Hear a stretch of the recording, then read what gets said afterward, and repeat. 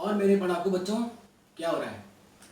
Last 3 sessions में हमने discuss कर लिया है एंटीरियर पिट्यूटरी और उसके सारे हार्मोन्स। और इस सेशन में हम लोग डिस्कस करेंगे पोस्टीरियर पिट्यूटरी और उसके हार्मोन। 2 ही हार्मोन है, ऑक्सीटोसिन एंड एडीएच। ऑक्सीटोसिन का मेनली काम होता है इजेक्शन पे, जैसे ejection of milk and the time of parturition यानी बर्थ ऑफ द बेबी। और एडीएच जो है this is anti diuretic hormone. इसका थोड़ा सा वास्ट फंक्शन है और बेसिकली ये हमारा जो वाटर रिटेंशन वाला काम कर रहा है वो करता है। दोनों ही हार्मोन जो है पेप्टाइड हार्मोन है और पोस्टीरियर पिट्यूटरी से सिर्फ रिलीज हो रहे हैं। बनते कहाँ पे हैं? हाइपोथैलेमस में। चलिए डिस्कस करते हैं थोड़ा सा उनका फंक्शन। आइए। In this session, we will be discussing 2 hormones from the posterior pituitary, that is oxytocin and antidiuretic hormone, or it is also known as vasopressin. The main thing is to remember that both these hormones are not synthesized in the posterior pituitary. They are synthesized in the hypothalamus from the neurosecretory cells. It is supraoptic and paraventricular nuclei of hypothalamus which is synthesizing these hormones, and these hormones packed into the granules or packets, and through the axon these are going to the this area of the posterior pituitary through this axon terminals, and they are kept there as a store. Whenever there is a need, they will be released from the posterior pituitary under the influence of hypothalamus. The target organ of oxytocin is uterus and mammary glands. So let us discuss the function of oxytocin on the mammary gland.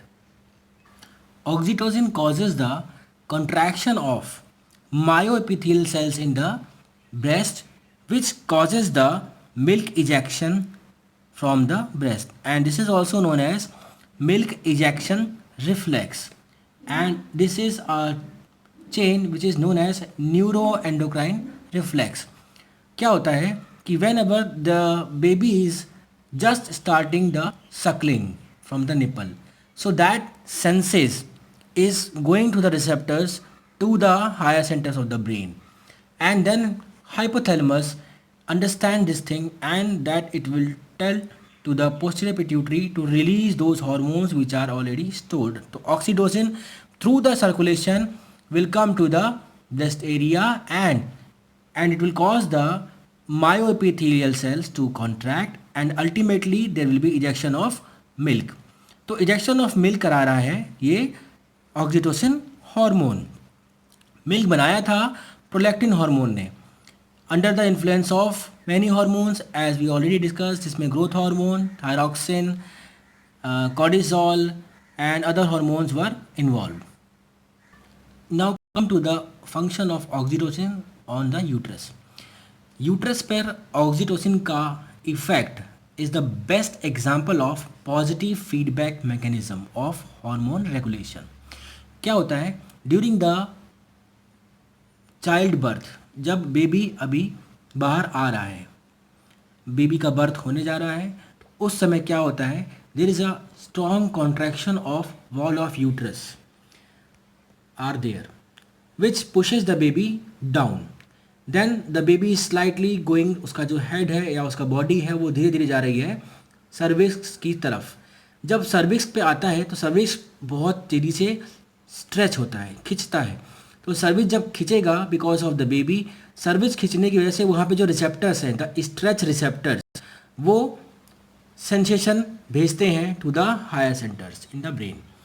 वो जो nerve impulse गए वहाँ पे, तो जो higher centres को वहाँ पे इनपुट मिला कि वहाँ पे स्ट्रेचिंग हो रही है, then that stretching will cause release of oxytocin from the posterior pituitary. अब वो ऑक्सीटोसिन सर्कुलेशन में आ गया है। सर्कुलेशन में आने के बाद वो जब पहुँचता है यूट्रस में और वहाँ पे सर्विक्स के वॉल के पास, अब क्या करता है ऑक्सीटोसिन वहाँ पे कॉन्ट्रैक्शंस को और भी बढ़ा देता है, यानी muscles in wall of uterus contract more forcefully. तो यहाँ पे आप देख रहे हैं कि कि जब इसका कॉन्ट्रैक्शन और बढ़ेगा तो बेबी और धीरे से नीचे आया, बेबी नीचे आया तो सर्विक्स और स्ट्रेच हुआ and cervix is now more and more stretched, और स्ट्रेच हुआ तो और रिसेप्टर्स ने सेंसेशन भेजा टू द हायर सेंटर्स। तो क्या देख रहे हैं यहाँ पे, ये स्ट्रेच रिसेप्टर्स सेंसेशन भेज रहे हैं फिर से हायर सेंटर्स को। तो this is called the positive feedback mechanism. Positive feedback increase stretching of cervix causes release of more oxytocin which results in more stretching of cervix. तो यहाँ पे फिर से खिंचा सर्विक्स, फिर पॉजिटिव फीडबैक हुआ, फिर ऑक्सीटोसिन निकला और फिर स्ट्रेचिंग हुआ, फिर वापस। तो यहाँ पे देख रहे हैं स्ट्रेचिंग बढ़ती जा रही है और बेबी नीचे आता जा रहा है। So this is the best example of positive feedback mechanism of the hormone regulation. और उसमें एक बात कही है, जब तक वो इंटरप्शन नहीं हो जाएगा साइकिल में तब तक वो पॉजिटिव फीडबैक चलता रहता है। तो इंटरप्शन कहाँ पे होता है, as soon as the baby is coming out. Birth of baby decreases stretching of cervix thus breaking the positive feedback cycle. अब वहाँ पे वो पॉजिटिव फीडबैक साइकिल खत्म हो गई है, अब स्ट्रेचेस खत्म हो गए हैं, ऑक्सीटोसिन उतना नहीं निकलेगा, तो धीरे धीरे यहाँ पे रिलैक्सेशन हो गया, यहाँ पे बेबी बाहर आ चुका है। So this was the effect of oxytocin on the uterus during the parturition, that is called child birth. इसीलिए कभी कभी जब किसी फीमेल में कॉन्ट्रैक्शन सही से नहीं आते हैं तो उसको बाहर से भी एक ऑक्सीटोसिन इंजेक्शन देना पड़ता है ताकि कॉन्ट्रैक्शन प्रॉपर हो सके। When ever oxytocin is release in the circulation, तो देखा गया है सर्कुलेशन में, जनरल सर्कुलेशन में जाने के साथ साथ उसका कुछ सर्कुलेशन जो है वो हायर सेंटर्स में भी होता है। इसीलिए the function of oxytocin in males and non pregnant females is also had been recognised while during that is called sexual pleasure or the intercourse. The kind of satisfaction or the bonding, this is also has been seen that oxytocin is somewhat responsible for that pleasure also. Thank you. Now let us discuss ADH or antidiuretic hormone from the posterior pituitary. नाम से ही clear हो जा रहा है, anti diuretic, anti means against, dia means through out, और एसिस means urination. यानी जब हम भी सुनते हैं डायूरेसिस, डायूरेसिस मीन्स बहुत यूरिन होना, ज़्यादा यूरिन होना। तो ये क्या कर रहा है, एंटी डायूरेटिक, यानी यूरिन को ज़्यादा नहीं होने दे रहा, यानी यूरिन को कम कर दे रहा है, यानी water loss through urine is reduce, यानी हमारा वाटर के रीअब्जॉर्प्शन को बढ़ाकर यूरिन के लॉस को कम करता है या वाटर लॉस को कम कर रहा है। सो इसका जो 3 टारगेट ऑर्गन्स होता है जिसको बोलते हैं टारगेट ऑर्गन, हमारे पास ये हो गया, एक हो गया किडनी, एक हो गया स्यूडोरिफेरस ग्लैंड्स या स्वेट ग्लैंड्स, और एक हो गया आर्टेरियोल्स, छोटी छोटी जो कैपिलरीज हैं वहाँ पर। किडनी में क्या करता है, किडनी में जो रीअब्जॉर्प्शन जहाँ पे हो रहा है वाटर का, ठीक है, DCT and the collecting duct, distal convoluted tubule and the collecting duct में, वहाँ पर ये जब ADH हार्मोन पहुँचता है तो वहाँ पे वाटर का रीअब्जॉर्प्शन बढ़ा देता है। और क्या किया, टारगेट टिश्यू स्यूडोरिफेरस यानी स्वेट ग्लैंड्स में, स्वेट ग्लैंड्स के थ्रू स्वेट बाहर जाता है तो वहाँ पर उनका सिक्रीशन को घटा देता है, यानी वाटर का लॉस जो हो रहा है वो अब कम होने लगता है। तीसरा हो गया कैपिलरीज, कैपिलरीज में क्या करेगा कि वहाँ पे आर्टेरियोल्स को कंस्ट्रिक्ट कर देगा और इससे ब्लड प्रेशर बढ़ जाएगा, वेसो कंस्ट्रिक्शन कर रहा है, इसीलिए इसका दूसरा नाम क्या है, वेसोप्रेसिन। अब देखें तो यहाँ पे जब भी कभी हाई ऑस्मोटिक प्रेशर इंक्रीज हो जाएगा, यानी ब्लड का ऑस्मोटिक या ब्लड की ऑस्मोलैरिटी इंक्रीज कर गई। ऑस्मोलैरिटी मीन्स जनरली समझ सकते हैं कि ब्लड का जो कंसंट्रेशन है वो बढ़ रहा है। कंसंट्रेशन कैसे बढ़ सकता है, यानी कि ब्लड लॉस यानी वॉल्यूम लॉस हो जाए, वाटर बाहर निकल जाए तो ऑटोमेटिकली ब्लड जो होता है वो कंसंट्रेटेड हो जाएगा। कंसंट्रेटेड होगा यानी उसकी ऑस्मोलैरिटी बढ़ गई। जब ब्लड ज़्यादा कंसंट्रेट होगा तो हमारे पास बॉडी में हाइपोथैलेमस में ऑस्मो रिसेप्टर्स हैं, वो ऑस्मोरिसेप्टर्स इजीली डिटेक्ट कर लेते हैं कि कहीं ना कहीं कुछ गड़बड़ हो रहा है ऑस्मोलैरिटी में। सो डायरेक्टली जैसे ही पता लगा तो ऑस्मोरिसेप्टर्स ने सिग्नल दिया टू द हाइपोथैलेमस कि भाई बॉडी में पानी की कमी हो रही है और ब्लड कंसनट्रेटेड होता जा रहा है, तो ब्लड को हाइपर कंसंट्रेशन ना हो जाए, ठीक है, यानी हाइपोवॉल्यूमिया ना हो जाए, यानी ब्लड वॉल्यूम कम ना हो जाए, इसके लिए ब्लड के वॉल्यूम को बढ़ाना पड़ेगा। ब्लड वॉल्यूम बढ़ेगा कैसे कि हम लोग अगर वाटर लॉस को थ्रू यूरिन जो जा रहा है बाहर उसको कम कर सकें।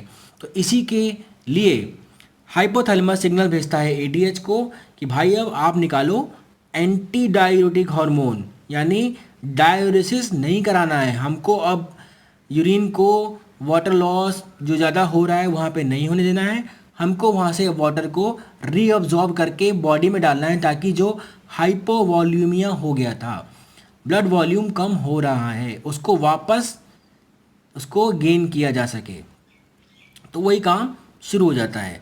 सो अब क्या हुआ, nerve impulses liberate ADH from axon terminals in posterior pituitary into blood stream, निकल के गया तो किडनी में गया, वाटर रीअब्जॉर्प्शन कर दिया, स्वेट ग्लैंड्स का सिक्रीशन कम करा दिया, यानी अब पर्सपिरेशन कम हो गया, पर्सपिरेशन कम हुआ तो वो वाटर लॉस कम हो गया और वापस हमारे ब्लड का वॉल्यूम नॉर्मल की तरफ जाने लगा। ऐसे ही बिकॉज ऑफ हाइपोवॉलीमिया ब्लड वॉल्यूम कम था तो ब्लड प्रेशर धीरे धीरे लो होता जा रहा था, तो वहाँ पे एक छोटा सा रोल क्या किया इसने, वहाँ पे वेसो कंस्ट्रिक्शन कर दिया, इसीलिए इसका नाम वेसोप्रेसिन भी है। वेसो कंस्ट्रिक्शन किया तो थोड़ा सा ब्लड प्रेशर इंक्रीज हो गया। अब जब ये पूरा मेंटेन हो गया, ब्लड वॉल्यूम, वाटर लॉस जो हो रहा था, ब्लड वॉल्यूम अब वापस मेंटेन होने लगा, पानी वापस हो गया, रीअब्जॉर्ब हो गया, ग्लैंड ने अपना काम किया, ब्लड प्रेशर अब धीरे धीरे मेंटेन होने लगा। तो अब यहाँ पे आता है, इसको बोलते हैं निगेटिव फीडबैक मैकेनिज्म।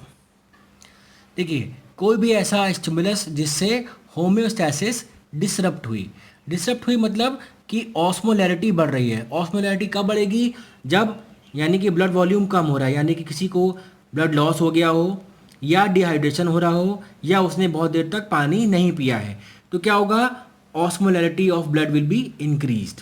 ऑस्मोलैरिटी जैसी बढ़ेगी, osmoreceptors in the hypothalamus will detect this कि यहाँ पे कुछ गड़बड़ हो रही है, यानी पानी कम हो रहा है बॉडी में, तो वो तुरंत इनपुट देगा to the hypothalamus and posterior pituitary. जो कंट्रोल सेंटर्स ने इसको फिर बोला कि अब आप फ्रॉम द पोस्टीरियर पिट्यूटरी जो अपने पैकेट्स इकट्ठे कर रखे थे एडीएच के, वहाँ से थ्रू एक्सोसाइटोसिस अब एडीएच बाहर निकालिए।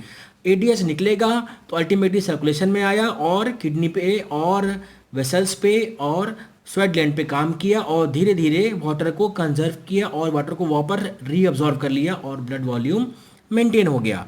तो इससे क्या हुआ, यहाँ पे देखिए प्रिंसिपल सेल्स जो हमारी कलेक्टिंग डक्ट और डीसीटी यानी डिस्टल कॉलेटर ट्यूब्यूल में प्रिंसिपल सेल्स हैं, become more permeable to water which increases facultative water reabsorption. More permeable कैसे हो गई भाई, परमेएबल इस तरह से हुई कि जब ये एडीएच वहाँ पे पहुँचा उन सेल्स के पास, तो उसने उन सेल्स को सिग्नल दिया, अंदर गया और बोला कि नया प्रोटीन बनाओ। नया प्रोटीन कौन सा, रिसेप्टर प्रोटीन और चैनल प्रोटीन, जिसको बोलते हैं aquaporin channels. Aquaporins are water channels which will reabsorb the more and more water from the tubules into the circulation. तो जो एक्वापोरिन चैनल्स थे उन्होंने वाटर को रीअब्जॉर्ब करना शुरू किया और वापस ब्लड में वाटर आने लगा और ब्लड वॉल्यूम फिर से बढ़ने लगा, यानी ब्लड वॉल्यूम बढ़ा तो ऑस्मोलैरिटी अब कम होने लगी, यानी ब्लड का जो कंसंट्रेशन अचानक बहुत ज़्यादा हो गया था, ऑस्मोलैरिटी ज़्यादा हो गई थी, वो अब धीरे धीरे कम हो रही है। जैसे ही ऑस्मोलैरिटी कम हुई तो ऑस्मोरिसेप्टर्स ऊपर यहाँ पे हैं, तो इनके पास क्या हुआ, यहाँ से गया निगेटिव फीडबैक मैकेनिज्म के थ्रू, बताया कि भाई मेरे अब हमारा ब्लड वॉल्यूम एकदम बराबर मेंटेन हो जा रहा है, ठीक ठाक हो रहा है, ब्लड वॉल्यूम ठीक हो गया, अब हमें उतना पानी रीअब्जॉर्ब करने की ज़रूरत नहीं है। तो इसने क्या बोला, इसने बोला पिट्यूटरी को भाई अब तुम थोड़ा सा एडीएच सिक्रीशन कम कर दो। तो this is called the negative feedback mechanism and the blood volume, the pressure of the blood is being maintained. ADH was working in the kidney on these tubules, and more water is being reabsorbed from these tubules. ये जो DCT part है and the collecting duct, यहाँ पे water ज़्यादा reabsorb हुआ और वापस blood में आया. लेकिन अगर ADH ना सीक्रेट हुआ तो क्या होगा? तो हमारा जो यूरिन है उसका वॉल्यूम बढ़ जाएगा, यानी वहाँ पे एंटी डाययूरेसिस नहीं होगा. जहाँ पे यूरिन हमें पर डे 1 to 2 लीटर्स हो रही थी, वो अब वहाँ पे वाटर रीअब्जॉर्ब नहीं हो पाया, तो यूरिन आउटपुट जो है वो बढ़ जाएगा लगभग 20 लीटर पर डे. और उस कंडीशन को बोलते हैं, क्या बोलते हैं? डायबिटीज़ इंसिपिडस, यानी जहाँ पर ADH सिक्रीशन प्रॉपर नहीं हो रहा है, यानी वो person will suffer from polyuria. उसको यूरिन ज़्यादा बनेगा और उस कंडीशन को बोलते हैं डायबिटीज़ इंसिपिडस. इसीलिए जिन पर्सन्स में ADH नहीं बनता है, तो अ synthetic vasopressin for this is used to treat the condition. Synthetic ADH, the telepressin, is also used to contain bleeding from esophageal varices in portal hypertension as it causes splanchnic vasoconstriction. तो वहाँ पर ऐसे उस आदमी को medicine देना पड़ता है जो कि ADH जैसा ही काम करेगा. This was all about ADH. Thank you. तो आज ऑक्सीटोसिन एंड ADH डिस्कस करने के बाद हमारा पोस्टीरियर पिट्यूटरी के सारे हार्मोन्स भी खत्म हो गए हैं. इसका मतलब हमारे आज मास्टर ग्लैंड के यानी कि एंटीरियर पिट्यूटरी और पोस्टीरियर पिट्यूटरी के सारे हार्मोन्स आज हमने डिस्कस कर लिए हैं सब मिला के. और अगर अभी नेक्स्ट क्लास में हम लोग डिस्कस करेंगे दैट इज थायराइड ग्लैंड.